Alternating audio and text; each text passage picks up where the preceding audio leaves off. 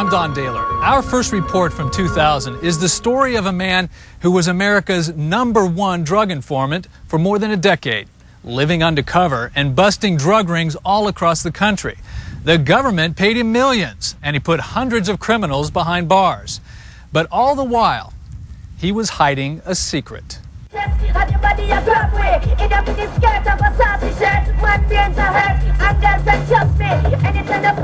When I come into town, you know, this is what I do. I roll down the street. It's almost like being a cab driver. You know, you're looking for that fare. Andrew Chambers is looking for trouble.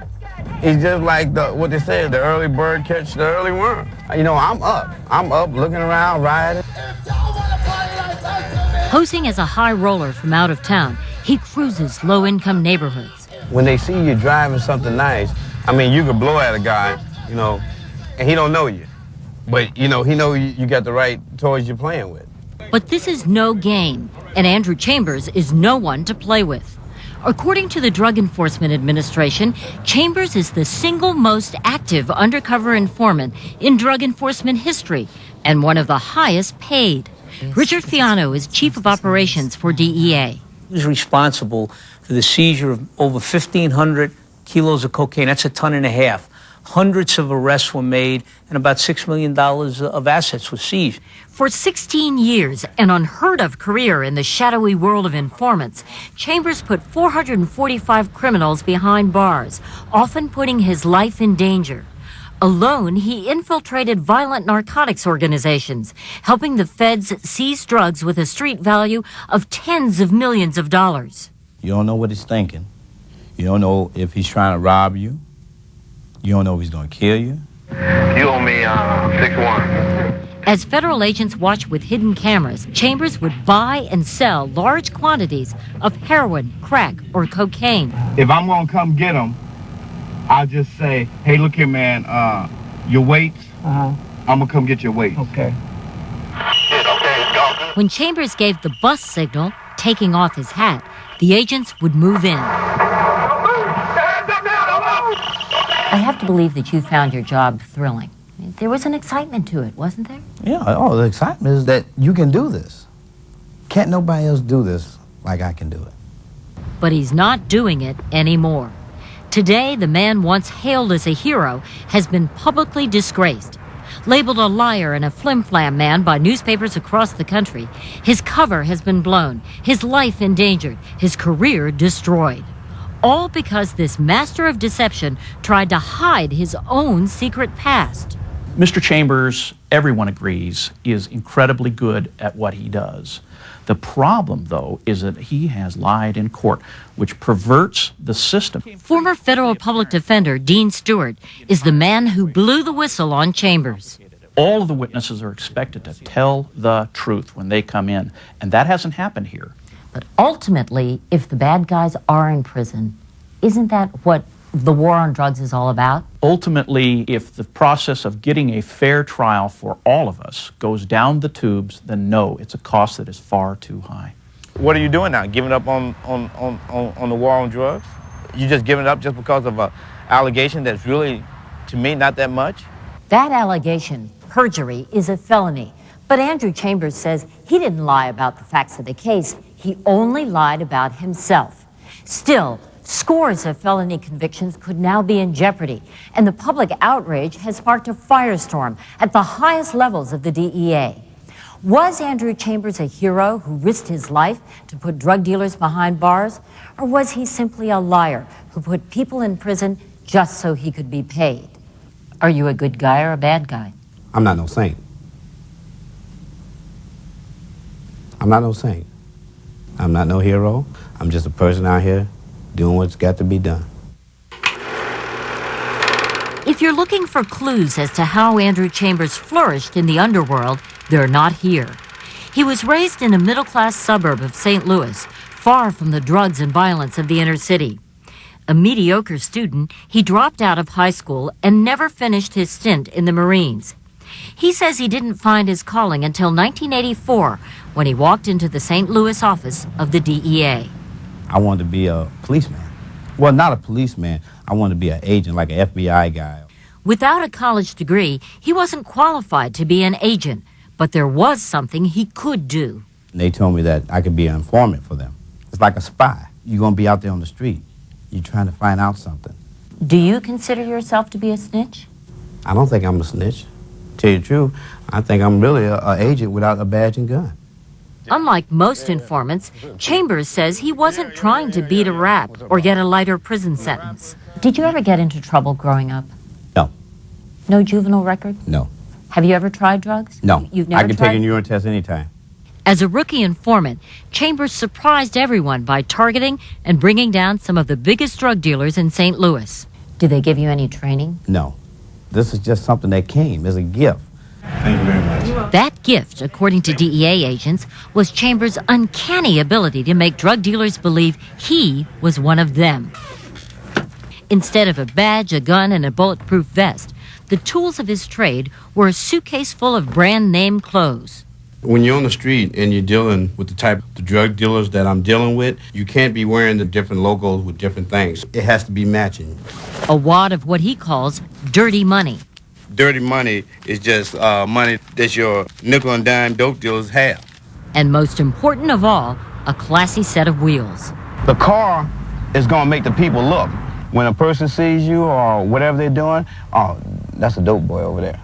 Sometimes DEA identified a specific target, and sometimes, Chambers says, potential targets would find him.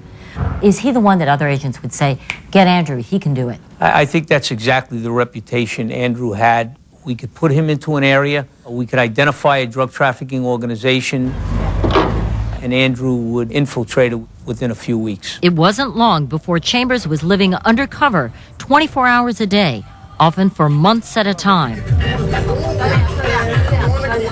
He crisscrossed the country, busting drug traffickers from New York to California, Texas to Minnesota, almost 20 states in all.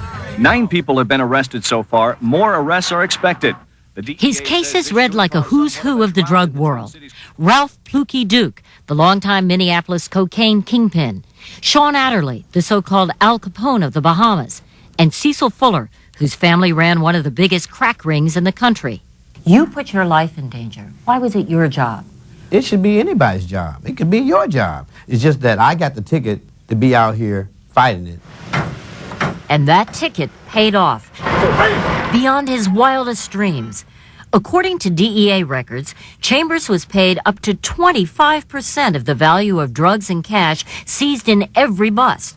Counting income and expenses, he received an astonishing $2.2 million in cash from the DEA alone, plus reportedly as much as $2 million more from other government agencies.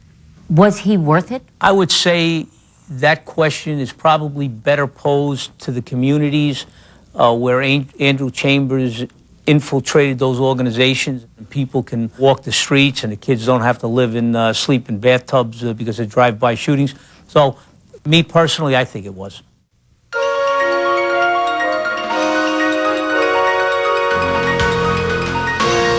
Andrew Chambers had been working as a drug informant for 12 years when the DEA gave him a case it couldn't crack.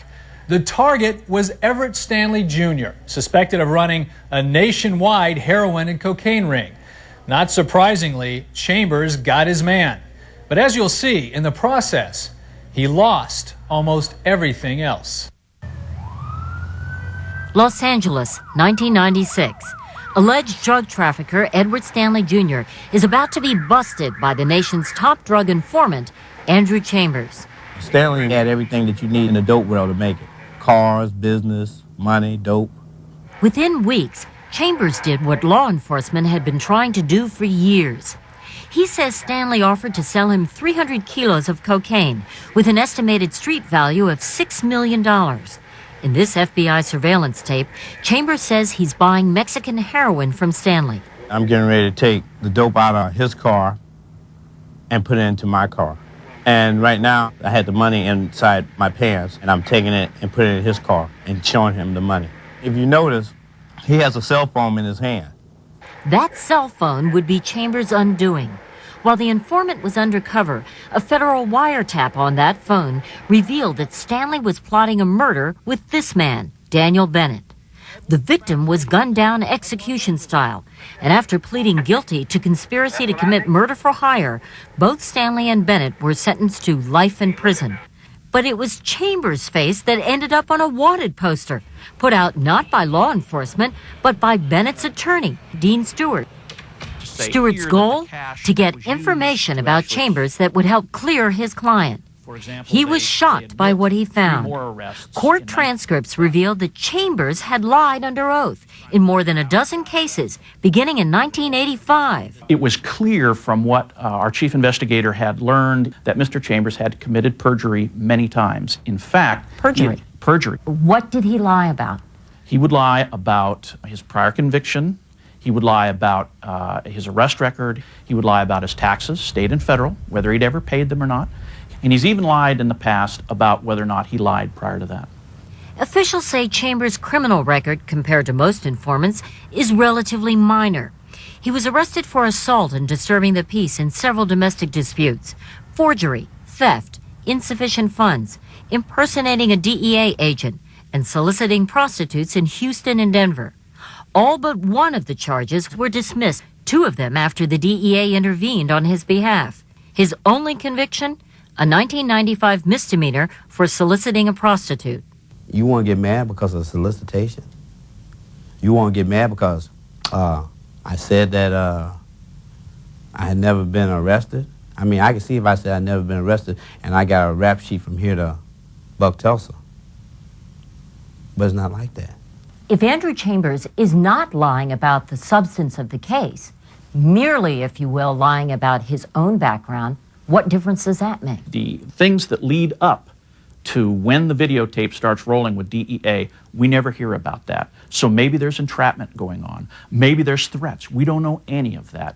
All we ever get to see is the videotape right at the end when the drug deal goes down. It's like watching a play and only watching the last act. A critical issue in any trial is whether the key witnesses have credibility. Was Andrew Chambers a reliable witness? Or would it have raised reasonable doubt if the jury had known about his criminal past and that he often lied on the stand? Defense attorneys say withholding that crucial information could lead to an innocent man being wrongly convicted. Do you think the prosecutors in these Chambers cases knew that they were dealing with an informant who had a checkered past? For the most part, no. I believe that they don't. Many of them, I believe, were sandbagged. Completely sandbagged? Yes, because most of the agents knew that if the negative material was revealed to the prosecutor would do the right, the honorable, the required thing, which is to turn it over to the defense, and the case would fold like a house of cards. When his own inquiries about Chambers were stonewalled by DEA, the public defender filed this formal complaint with the DEA's Office of Professional Responsibility in 1998. How did the DEA respond to your inquiry? They ignored me for more than a year. Stewart sued the DEA, and a district court judge in Washington, D.C. ordered the agency to give him key documents from Chambers' file, citing evidence of massive government misconduct. But Stewart says DEA continued to stall. Since 1984. Chambers has cooperated with 11 other DEA field divisions. That's when Phyllis Brash Liebrock and Michael Sorkin of the St. Louis Post-Dispatch newspaper stepped in. It became very clear to us very quickly that Andrew Chambers had a criminal record that the DEA knew about. And it raised a very important issue, and that is, what price was the DEA willing to pay to win the war on drugs? Just weeks after Andrew Chambers was splashed on the front page of the Post-Dispatch, Attorney General Janet Reno announced the DEA was taking him off the streets. And with its prized informant under fire, the drug agency braced itself for a flood of appeals from convicted drug dealers. If the prison doors do swing open, DEA has only itself to blame. It didn't take long. In March, angry state prosecutors in Florida dismissed cases against 12 defendants targeted by Andrew Chambers. You tell me, how do you let an individual go that bring you 10 kilos of cocaine to a hotel? Do you let him go and argue with me, or do you keep him and then tell me that I did something wrong? Why would any prosecutor in his right mind let a guilty man go free, if not for the better good? It's about society. It's about justice. It's about the laws and the rules that we have, and we follow them. And if a guilty man gets to go free, so be it. My problem is not with Mr. Chambers personally. My problem is with the Drug Enforcement Administration. It's the attitude where we will say or do anything to make the case, to get the conviction. It's a winning at any cost viewpoint, and it just is going to trample everyone's rights, not just the targets of Mr. Chambers. By 2001, prosecutors across the country had dismissed criminal charges against at least 26 alleged drug dealers as a result of Chambers' actions. But as the scandal unfolds, a central question remains unanswered. Is the DEA ultimately responsible? Critics like Dean Stewart claim that the DEA continued to use Chambers as an informant months, even years after court decisions stated unequivocally that he had perjured himself on the witness stand. However, DEA Chief of Operations Richard Fiano denies that his organization used Chambers after they knew he had lied. No, it's not possible, certainly not at my level. Fiano says Chambers fell through the cracks because he was the only informant who ever worked in so many cities for so long. According to Fiano, there was simply no system to track him. But Fiano's critics don't buy it. They say that no one at the DEA cared, as long as Chambers got convictions. They are addicted to Mr. Chambers, and that's why they've continued to use him. So is the DEA ultimately responsible for this fiasco? When pressed, Fiano said, From what I know now, at this point in time, we should have known about Andrew Chambers' falsely testifying in court. It should have been brought to the attention of the U.S. attorneys and the state prosecutors in future cases. It's a stunning admission, and the DEA claims it will never happen again. New policies have been put into place to monitor informants more closely. But for Andrew Chambers, it's too little, too late. You would think I was the public enemy number one. But I just like to, figure out to them, well, what happens when the dope dealer comes and grabs your son? Then what do you call me now?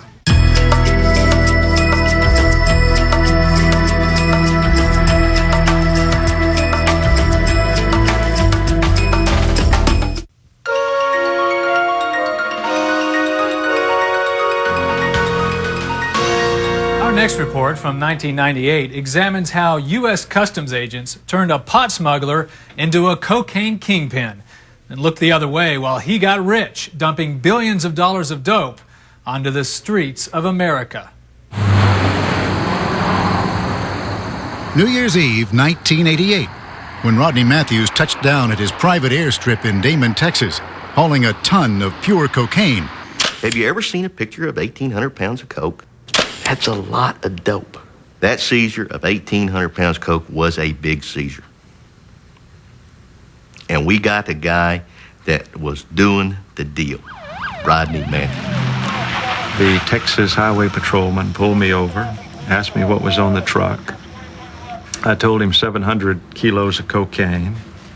He got a little excited. Trooper Billy Frank T. He's trying to tell us that, hey, I'm one of you guys. I'm working with you. And at that point, I've placed the shotgun at the back of his head and ordered him to be still so that we can handcuff him. And I'm trying to tell him, hey, this load is for you. And we weren't buying it. And neither was Dick Cardwell, who knew Matthews was working as an informant for the U.S. Customs Service. But he was convinced Matthews had been running loads of cocaine behind the government's back. I knew he was a smuggler. And I knew he was working outside of law enforcement. The problem was trying to catch him doing it. Now Cardwell had proof. Matthews caught red-handed with the biggest load of cocaine in Texas history, a load that no government agency had approved. Matthews was going down until, just as he was being booked, the order came to let him go. Yes, by all means. I'm a drug smuggler. The government authorized me to smuggle, and the government paid me to smuggle. Did you have the feeling that they knew how much cocaine could hit the streets? I'm sure they must have realized it. And that would be how much? Tons. We just caught this guy with 1,800 pounds of coke. And we're going to turn him loose. Because of a deal that agents from your own agency had made. They gave probably one of the best smugglers in the country. They gave him the keys to the candy store. They gave him permission. Rodney Matthews became one of the biggest embarrassments in U.S. Customs history, revealing that the government makes loose and sometimes illegal deals with informants, allowing tons of cocaine into the country. His story begins 4 years earlier. Then 40 years old, Matthews had spent most of his adult life flying plane loads of marijuana into a little airstrip he had built in the middle of a cow pasture. He was making millions until Valentine's Day 1984, when Bob Nestoroff, a sergeant in the Texas Department of Public Safety, busted him with 600 pounds of pot. Matthews quickly made his first deal, his freedom, in exchange for information. His usefulness to us was to go out and set up deals where we could seize loads. Drug agents soon realized that Rodney Matthews was a natural snitch who not only knew the smuggling business inside out, but was willing to take chances for them. Just when he could walk away a free man, U.S. Customs agents in San Antonio asked him to start playing a bigger game. And their target was legendary Texas smuggler Vic Statter, chased for half a century by customs agents who call him the original cocaine cowboy. To this day, Statter swears he's a smuggler all right. Gold, whiskey, exotic animals, anything but drugs. You just got through telling me that you're one of the best smugglers in the whole... I am. You've never smuggled drugs in your life? Never had anything to do with drugs in my life, and there's nobody knows it better than the U.S. government, and they're the damnable agents. Agents convinced Statter ran an international cocaine ring that helped build his 350-acre ranch out in the Texas Hill Country. We have talked to these guys. They appear to be sincere in their belief that you are in the drug smuggling business in a very big way. Well, why don't they back it up? That's what they were trying to do. By getting a rat to set me up? In 1986, U.S. Customs agents decided to turn Matthews into a cocaine kingpin. To get close enough to catch Statter red-handed with a load of coke, they allowed Matthews to do what no drug agent is permitted: break the law.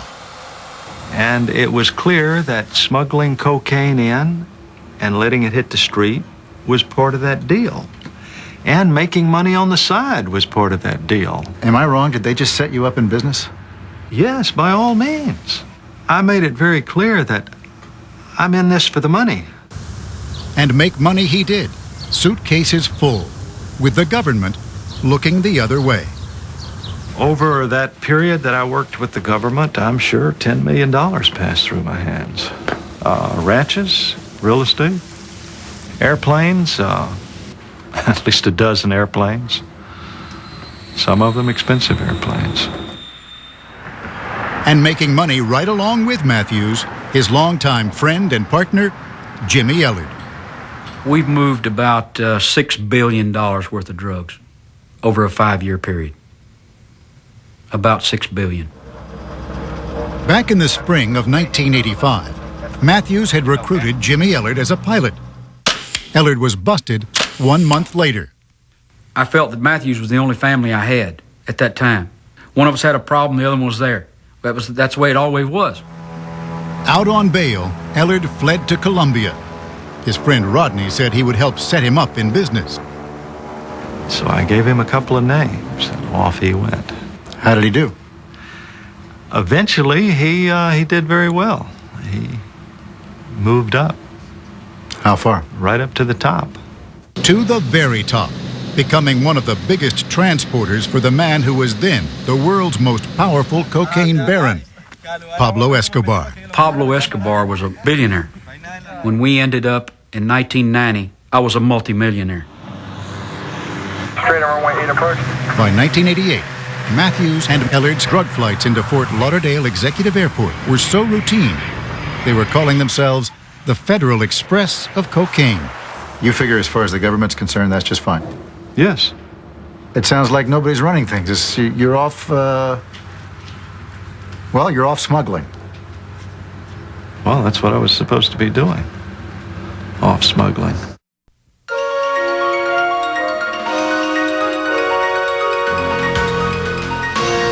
For an informant, Rodney Matthews was making a lot of money by playing Colombian drug lords and U.S. law enforcement officers off against each other. His annual income was in the millions.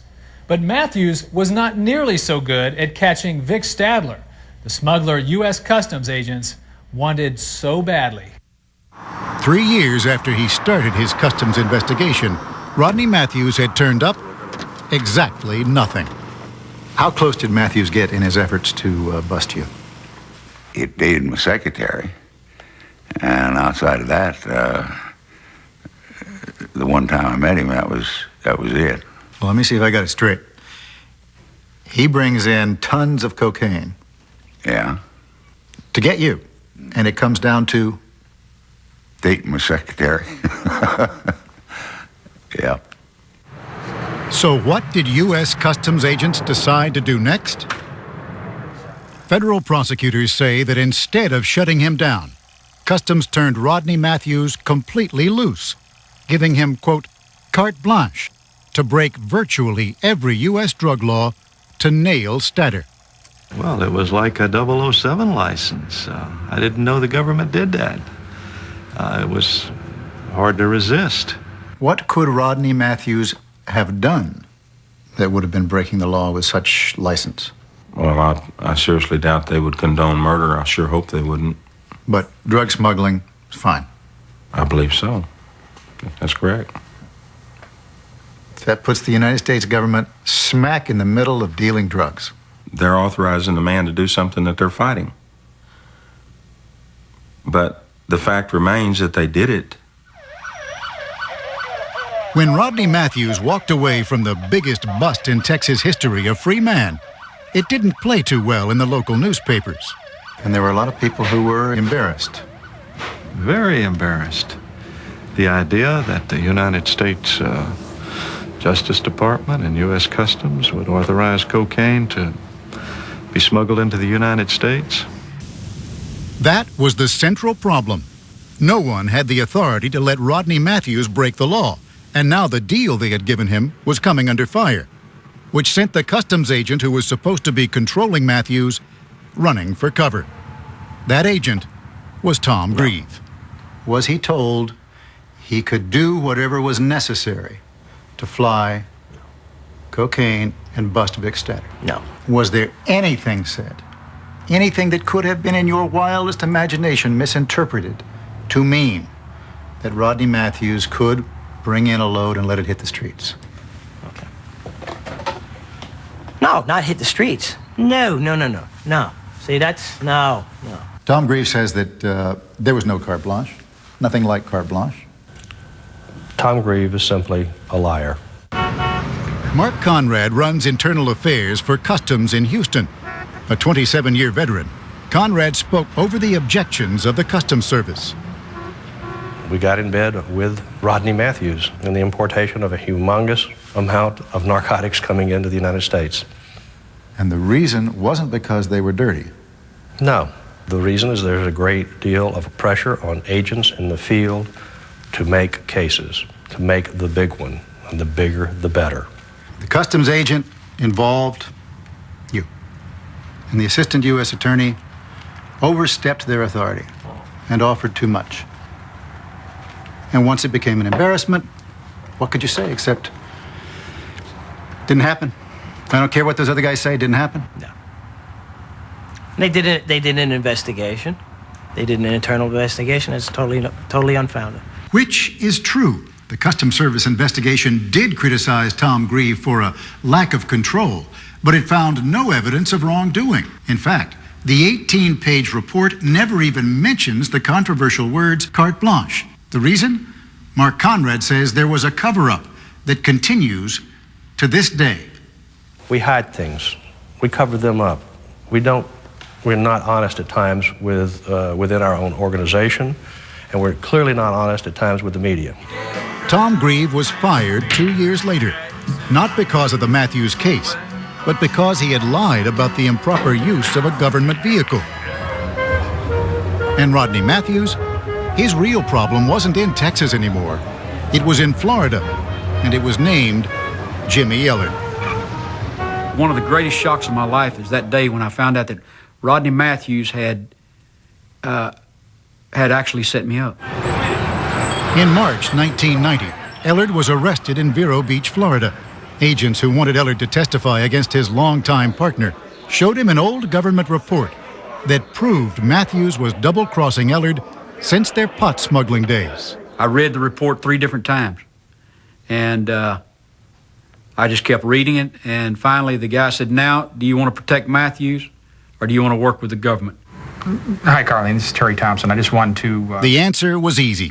He accepted a deal from this man, Assistant U.S. Attorney Terry Thompson. Plead guilty to hauling 28 tons of cocaine into the U.S. and turn star witness against Matthews. Is there a difference in kind between Rodney Matthews and Jimmy Ellard? Are they the same animal? They're the same beast. With one very big difference. In Colombia today, an explosion on board a Colombian jetliner. All 107 people on board died. In November 1989, Pablo Escobar blew up Avianca Flight 203 just so he could kill 2 informants. And it was Jimmy Ellard who earlier advised Escobar on how to destroy an airliner and everyone on it. Ought you to make a deal with somebody like Jimmy Ellard? He's a bad guy. Jimmy Ellard is a necessary evil, unfortunately. And is that right? Does that mean that the end justified the means? He made things possible, prosecution-wise, that probably would not have been possible without him. Ellard made it possible for Thompson to go after his biggest target of all, dirty agents. It was a deal that had been offered to Matthews himself when he was arrested in 1992, but he turned it down flat. On the way to the courthouse, the Customs Internal Affairs agents said, "Look, we know you're a smart guy. You don't have to go to jail. Just tell us about the dirty agents." Who were the agents they were after? Cardwell and Nesterhoff. Matthews refused to turn on agents he says were innocent, but Bob Nesterhoff, the Texas cop, was accused of taking bribes anyway. And Jimmy Ellard named Dick Cardwell. I couldn't believe it. It's just flat unbelievable. Would you ever imagine in your wildest dreams that the word of Jimmy Ellard could get an indictment against you? He's lied, money laundered, smuggled tons of dope, conspiracy to kill folks, blow up airliners. I mean, he's a PR nightmare. Yet they signed up to him. You don't think that any of the things he told you might be lies? If you're asking me if someone's capable of smuggling 55,000 pounds of cocaine into the country and incapable of lying, no, I'm not going to say that. In fact, Thompson couldn't make Ellard's claims of corruption stick, but he tried the 2 agents anyway for perjury.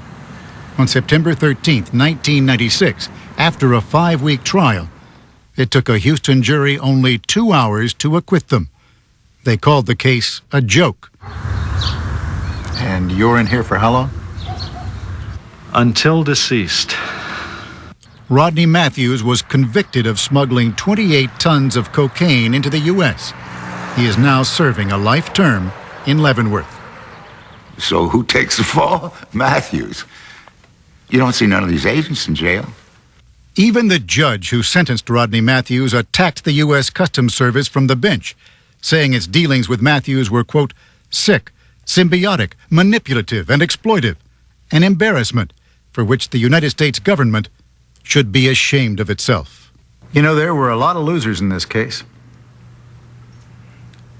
Oh, yeah. Absolutely. Look at it. The facts speak for themselves. By 2001, Dick Cardwell had resigned from the U.S. Customs Service, claiming he was disgusted with his agency's willingness to break the law to make their cases. Coming up, meet the FBI's secret weapon against violent gangs when Justice Files returns.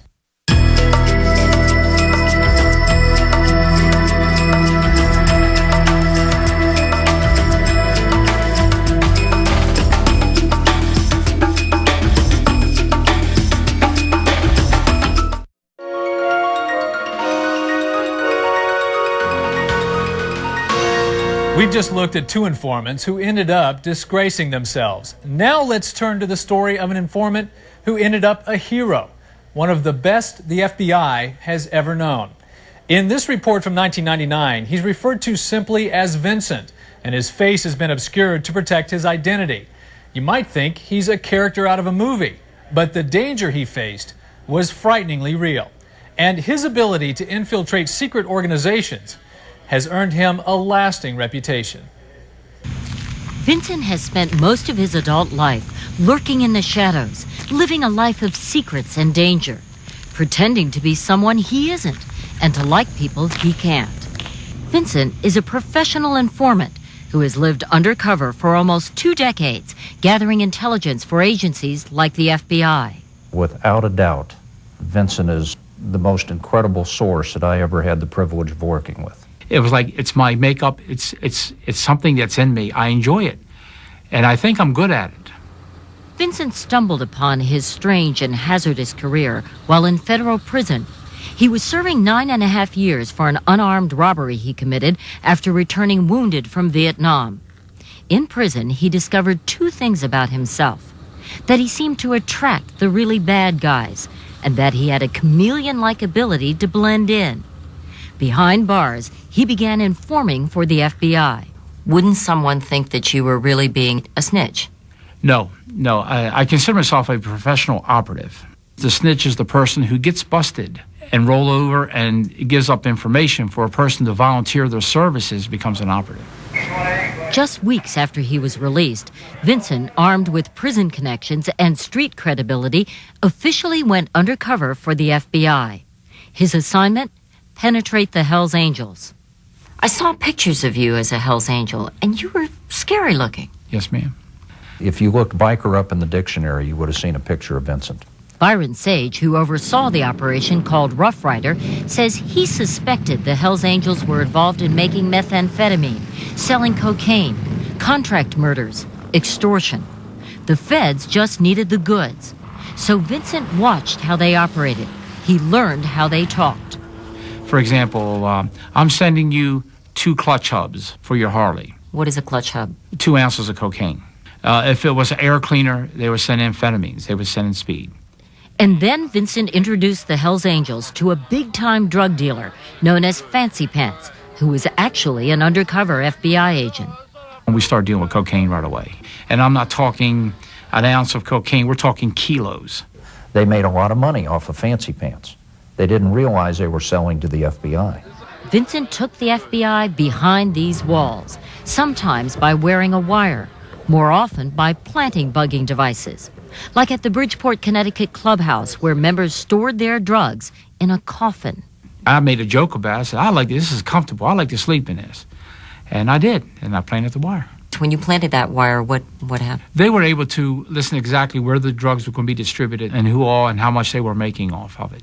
The Hells Angels, Vincent says, would sometimes ride for days without sleep, fueled only by cocaine and speed. And they expected him to do the same. But the FBI forbid it. The bikers grew increasingly suspicious. We were in the clubhouse in South Carolina, and 2 of the Angel members put a gun to my head, and they threatened to kill me. They said, "You're not doing drugs, we know you're an informant." Vincent says the Angels had the hammers cocked on their guns, so he did what he had to do. He snorted a line of cocaine. It was either use the drugs and establish credibility or die. And to me, that was defensible. It sounds like a movie. It's better than a movie. It was reality. After 3 tense years, Vincent's work paid off. The FBI raided Hells Angels clubhouses in 11 states. In Albany, in Boston, Charlotte, Cleveland, Columbia. Amphetamines, cocaine, marijuana, hashish, PCP, Uzi and machine LSD. guns, bazookas, light anti-tank weapons. 133 Hells Angels and associates were rounded up on drug, weapons, and racketeering charges. More than 100 firearms and $2 million worth of drugs seized. Because of Vincent and Fancy Pants, the evidence was so overwhelming, almost all pled guilty. The FBI was ecstatic. The Hells Angels were vengeful. They put a $2 million contract out on Vincent. You're talking about life and death. If the Hells Angels had the opportunity to find out where, to this day, where Vincent is, he's a dead man. Now, Vincent had to change his identity, leave his name, family, and friends behind. Do you have any hopes and dreams? Well, I do dream of the white picket fence. I dream of having a little home or something. Sometimes Vincent says he imagines the normal life he's never had. But he says he has no regrets. He'd do it all again. Vincent died of a heart attack in the fall of 2000. By 2001, his handler, FBI agent Byron Sage, had retired. Sage maintains that Vincent was the best informant he ever worked with in his 28 years with the agency. As we've just seen, to catch a criminal, the law must often enlist the aid of informants, people who can move through the dangerous world of crime, all the while collecting information for the police. But how useful is this information in court, especially if it's gained by someone who is themselves a criminal? Here's Professor Arthur Miller. Law enforcement is hard and often dirty work. It frequently involves paid informants, plea bargains, and making deals with criminals. For a prosecutor, this means putting a very questionable person on the witness stand. But the pragmatic prosecutor knows that given the invisible character of today's drug trade, the only way you are going to make any progress is by infiltrating the world of drug dealers with your own agents. That can be a very long, very tedious, and very dangerous process. Or you can use informants, and you resign yourself to the fact that a certain number of your cases will blow up because of the people you're working with. The ideal is to use informants who really do want to do some good. But how do you know when you have that person? The ideal is often unrealistic. So you have to exercise very tight controls over informants. But these are not people who are easily controlled. The most important thing for a law enforcement agent to understand is that you are not joined at the hip with your informant. You can't go to the grave with your informant. You can't destroy the credibility of the legal process just because of the informant. As long as prosecutors keep that in mind, well, they're doing their job. I'm Don Daler. Thanks for being with us. Join us again as we look behind the headlines at crime, punishment, and the law on the next edition of Justice Files.